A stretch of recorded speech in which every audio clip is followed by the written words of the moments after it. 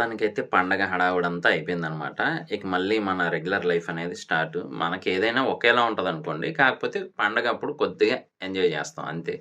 So, మరి ఈ రోజు నుంచి మళ్ళీ మన డైలీ వ్లాగ్స్ అనేవి వస్తానే ఉంటాయి.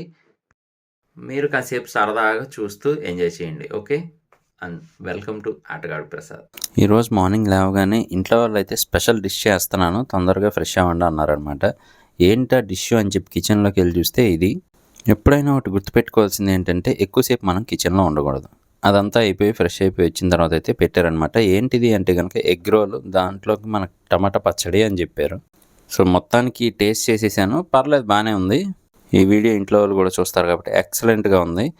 దాని తర్వాత మా బుడ్డోడికి టీకా వేయించడానికి అయితే వెళ్ళాము, అదే వ్యాక్సిన్ వేయించడానికి వెళ్ళామన్నమాట.